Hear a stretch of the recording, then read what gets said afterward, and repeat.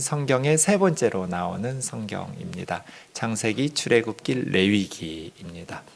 마음과 정성과 뜻과 목숨을 다하여 하나님을 사랑하고 내 이웃을 내 몸과 같이 내 자신과 같이 사랑하라.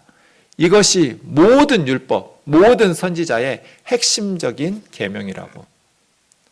예수님은 레위기 말씀으로 구약 성경 전체를 요약하셨어요. 레위기는 읽어도 되고 읽지 않아도 되는 성경이 아닙니다. 하나님의 백성들이 반드시 알고 넘어가야 될 하나님의 말씀입니다. 레위기, 너희 내 백성이야. 그러니까 절대로 애굽에서처럼 살면 안 돼. 세상 사람들처럼 살면 안 돼. 내 백성답게 살아다오. 그런 나라 한번 지상에 만들어 보자. 그런 나라를 보고 주변의 이방 나라 사람들이 와, 저렇게 사니까 정말 좋구나. 나도 저렇게 살아야겠다라고 예루살렘으로 몰려들 수 있도록 세상 사람들 앞에 쇼 인두에 진열해 놓은 그러한 명품처럼 이스라엘을 하나님의 백성이 얼마나 멋지게 살아가는지를 산 위의 동네처럼 등경 위의 등불처럼 산 아래 사람들이 바라보고 아, 저렇게 사니까 정말 좋구나. 우리도 저렇게 살자라고 말할 수 있는 공동체 만드시고 싶은 거예요, 하나님은. 그것이 레위기예요. 우리도 동일하잖아요. 하나님께서 우리를 예수 그리스도를 통해서 하나님의 자녀로 부르신 것은 단순히 노예적인 삶, 가난한 삶에서 주인이 되고 소유주가 되고 부유한 삶으로 살려고 하시는 것이 아니라 그랬다면 1년이 왜 필요해요? 그 광야에. 하나님의 말씀을 통해서 세상 사람들과 같이 살지 않고 세상에서 예전에 살던 방식을 버리고 말씀으로 새로워져서 하나님의 자녀답게 사는 것. 그것이 진짜 축복 아니에요? 믿지 않는 세상 사람들에게 도전을 주고 와, 저렇게 살 수도 있는 거구나.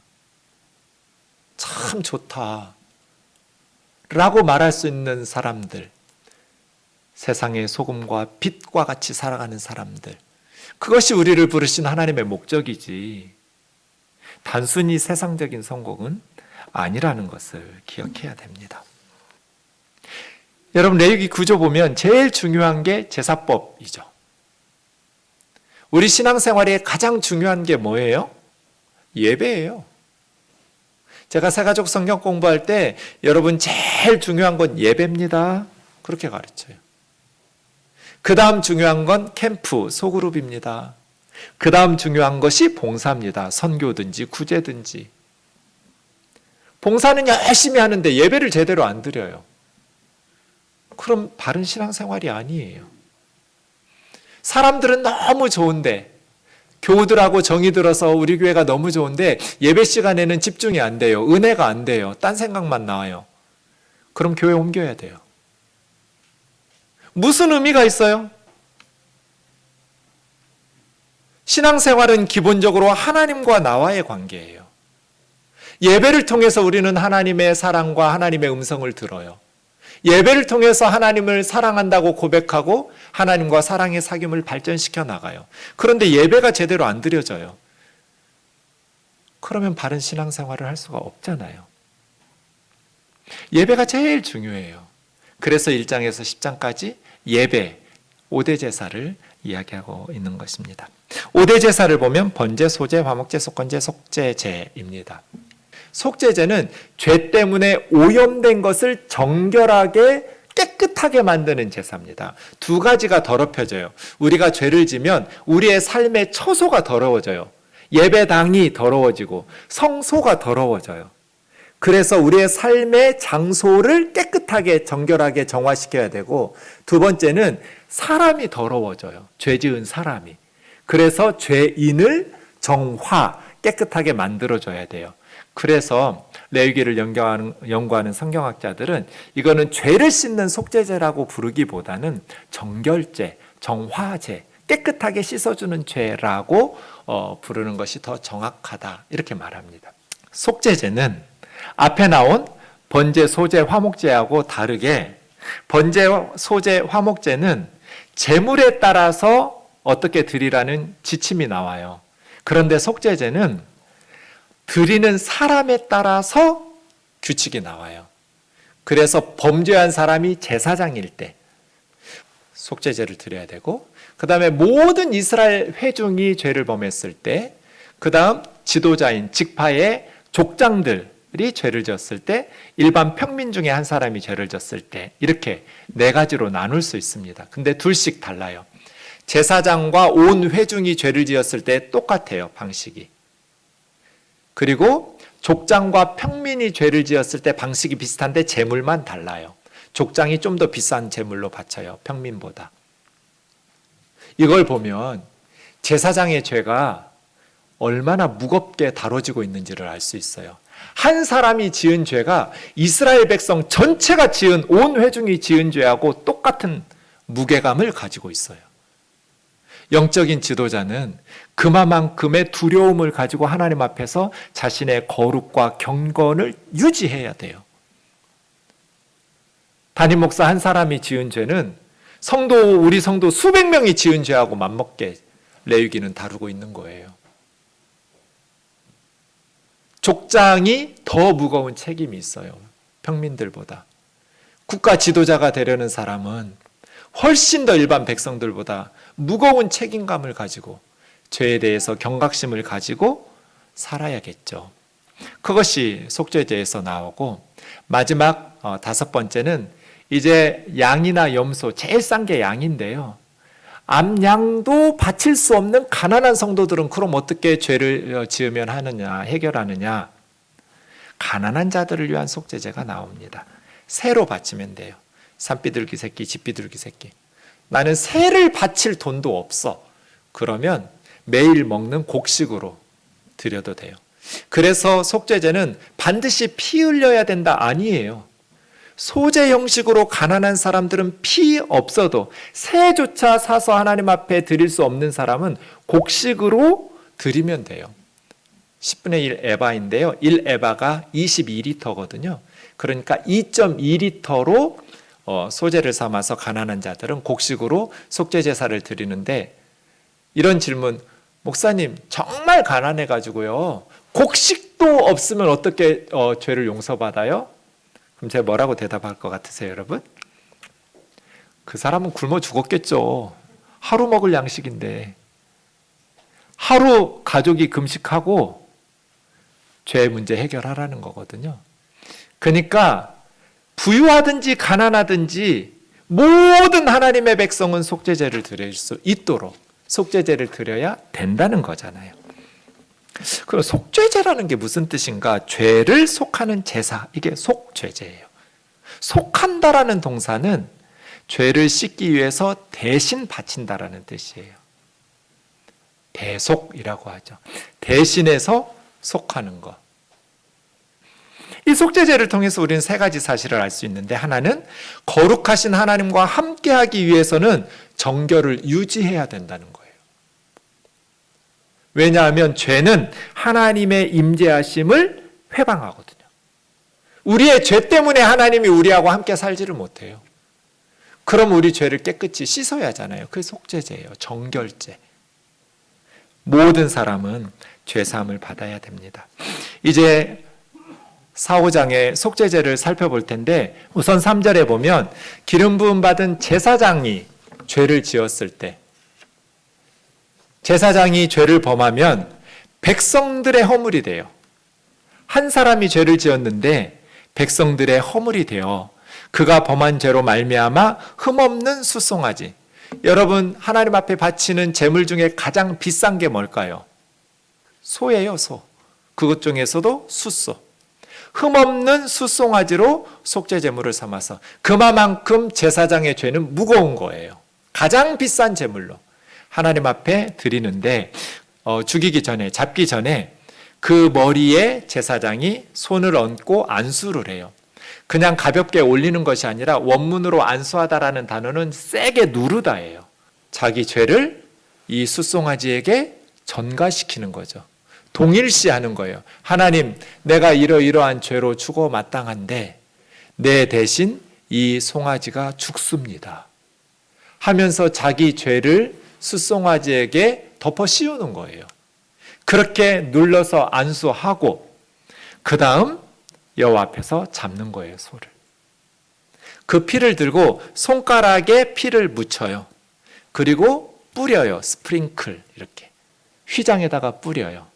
그리고 그 피를 앞에 향을 피우는 분향단 있죠? 휘장 앞에 그 네 뿔에 발라요. 분향도 마찬가지예요. 이게 향이 하나님 앞에 올라가는 기도 같은 거거든요. 그런데 먼저 하나님 앞에 드려지는 그 분향대의 네 뿔들을 생명을 바쳐서 피로 발라가지고 깨끗하게 씻어내는 거예요. 그리고 밖으로 나와서 나머지 피는 뜰에 번제단에다가 다 쏟아 붓고 그 다음 그 송아지의 기름은 모두 다 제거해서 번제단에서 불살라 바쳐요. 피와 기름은 제사 드릴 때 절대로 사람이 먹을 수 없어요. 하나님께 다 불살라 바쳐야 돼요. 이 두 가지는 생명을 상징하거든요. 피가 따뜻하고 피가 돈다는 것은 심장이 뛴다는 건 살아있다는 거예요. 그래서 피가 생명을 의미하고 그 생명을 유지하는 에너지원으로서 기름이 공급돼요. 그래서 피와 기름, 피는 하나님 앞에 뿌리고 다 제단에 쏟아붓고 기름은 하나님의 번제단에 불살라서 바쳐요.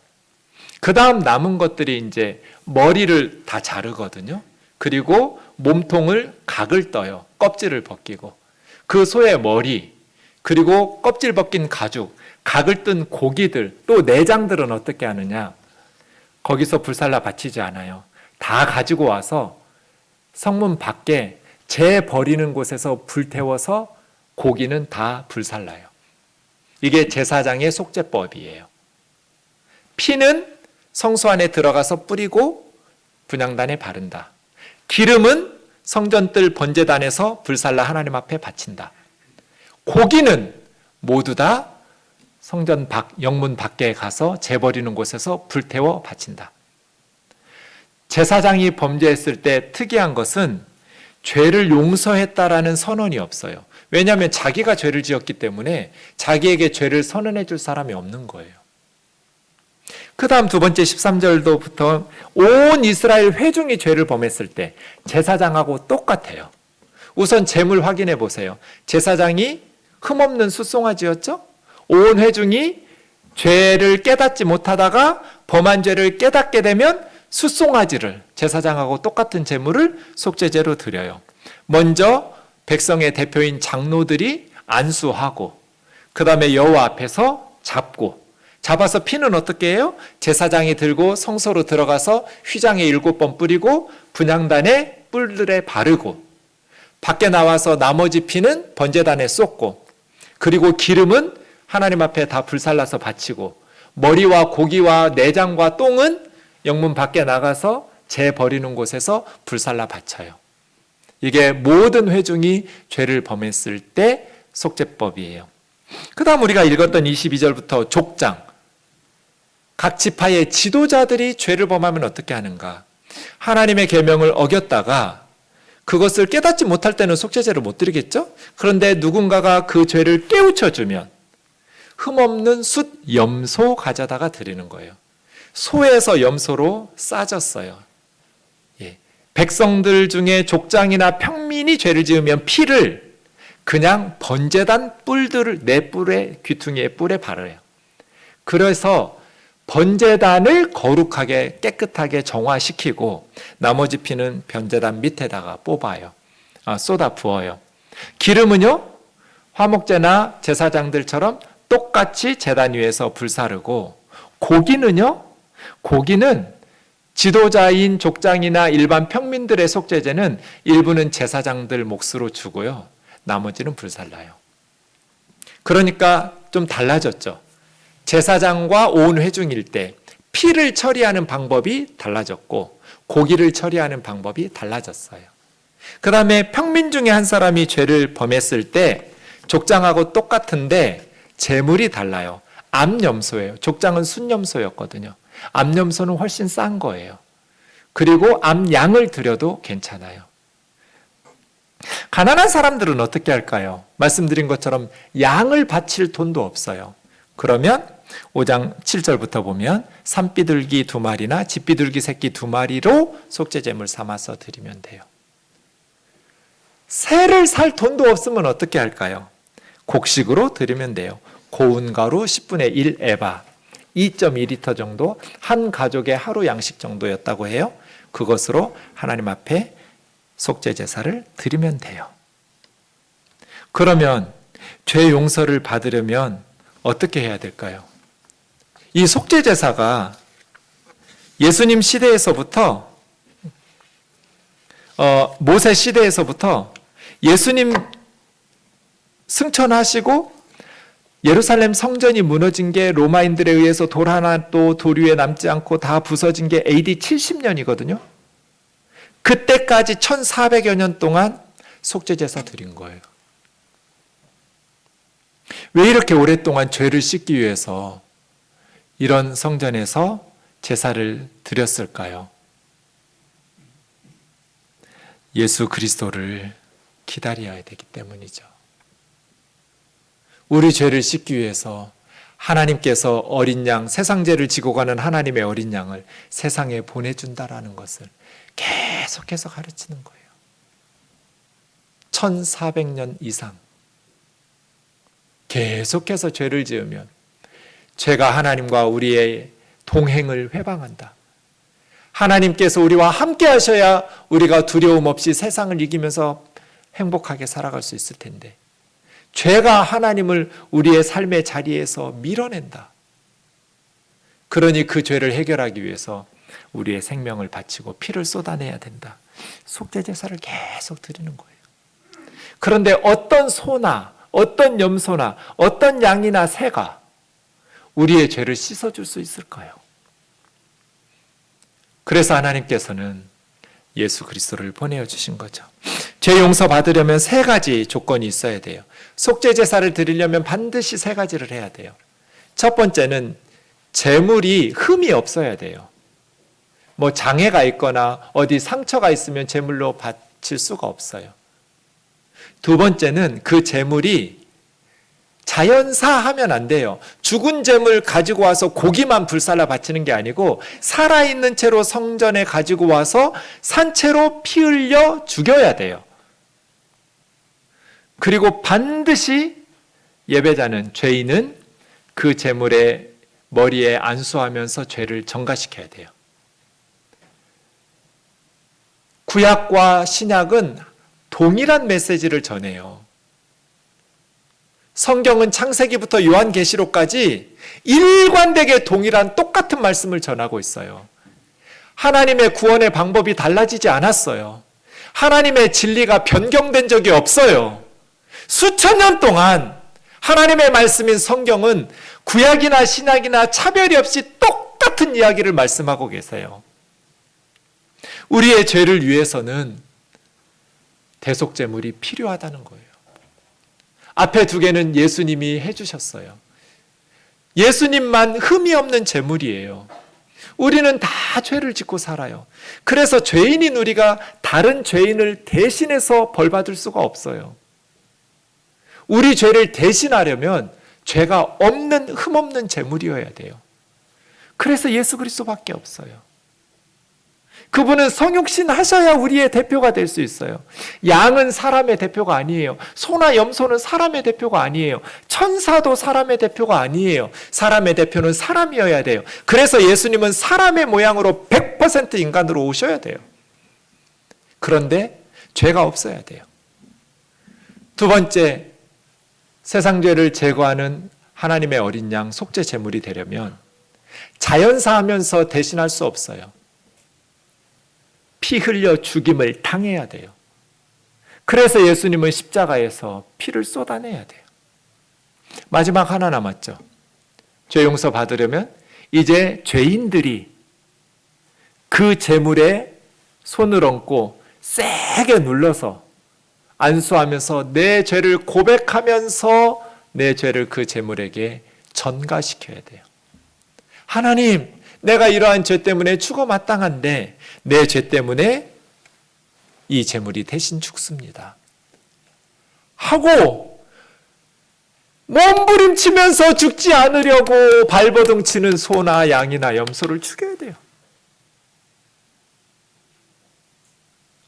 피를 쏟아가면서 죽여야 돼요.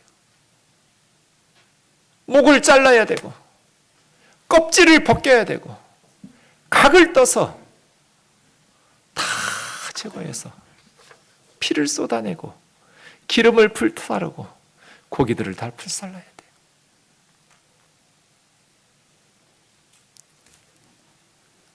안수하는 것, 그것을 저는 믿음이라고 말해요. 우리가 예수님을 믿는다는 게 뭐예요? 예수님에게 우리 죄를 뒤집어 씌우는 거예요. 하나님, 내가 죽어야 되는데 내 대신 우리 주님이 하나님의 형벌을 받았습니다. 하나님이 세상을 이처럼 사랑하사 독생자를 주셨으니 이게 1번, 2번이에요. 흠없는 재물 예수님밖에 없으니까 독생자 주셔야 되고, 독생자를 주셨다는 것은 하나님께서 예수님을 십자가에 우리의 속죄 제물로 내주셨다는 거예요. 누구든지 그를 믿는 자마다 멸망하지 않고 영생을 얻게 하려 하심이라. 누구든지 예수님을 믿는다는 것은 우리 죄를 대신하여 십자가에 달리신 예수님에게 안수하면서 내 죄를 덮어씌우는 거예요. 그래서 이브리서 10장에 보면 오직 그리스도는 죄를 위하여 하나의 영원한 제사를 드리셨다고 말해요. 제사장들은 날마다 속죄 제사를 드렸지만 이제 예수님께서는 십자가에서 영원한 제사를 드리셨어요. 그래서 한 번의 이 제사로 영원히 하나님의 백성들을 온전하게 해주셨어요. 이게 십자가의 속죄 제사예요. 그래서 사도 베드로는 베드로전서 1장에서 너희가 알거니와 너희 조상이 물려진 헛된 행실에서 대속함을 받은 것은 조상적부터 계속 물려받은 애굽에서 노예처럼 살 때 그대로 살고 있던 5,000년 한반도에 우상 숭배하면서 죄인 줄도 모르고 계속해서 너 나 할 것 없이 죄와 허물 속에서 악한 행실로 살았던 우리 죄를 하나님 앞에서 깨끗하게 정결하게 씻어주시고 대속함을 받은 것은 은이나 금과 같이 없어질 보배로 된 것이 아니고 오직 흠없고 점없는 어린 양 같은 우리 주 예수 그리스도의 보배로운 피로 된 것이다. 예수님이 십자가에서 우리를 대신해서 벌거벗고 못 박혀 피 흘려 죽으셨기 때문에 우리의 죄가 하나님 앞에서 정결하게 되었다는 거예요. 우리 우면동 교우들이 우리 주 예수 그리스도께서 우리를 위해서 십자가에 못 박히신 갈보리 언덕으로 날마다 나아가서 주님의 십자가의 그 사랑을 뜨겁게 고백하고 회복할 수 있기를 주의 이름으로 축원합니다. 우리는 은혜고 공짜예요. 그런데 하나님은 공짜가 아니에요. 우리가 하나님 앞에 나아갈 수 있도록 생명의 길을 열어주시기 위해서 하나님께서 치르신 대가는 너무나 혹독했어요. 독생자 예수 그리스도를 십자가에 내어주셔야만 됐어요. 나는 예수님의 십자가의 희생을 갚으면서 살고 있을까? 나는 우리 주님의 희생을 갚으면서 값지게 살아가고 있을까? 우리 어떻게 살아야 될까요? 요한일서 3장 16절 그가 우리를 위하여 목숨을 버리셨으니 우리가 이로써 사랑을 알고 우리도 자매 형제들을 위하여 목숨을 버리는 것이 마땅하도다. On this, on it. 예수님의 십자가의 희생이 헛되지 않게 살아가는 우면동 교우들 되기를 주의 이름으로 축원합니다.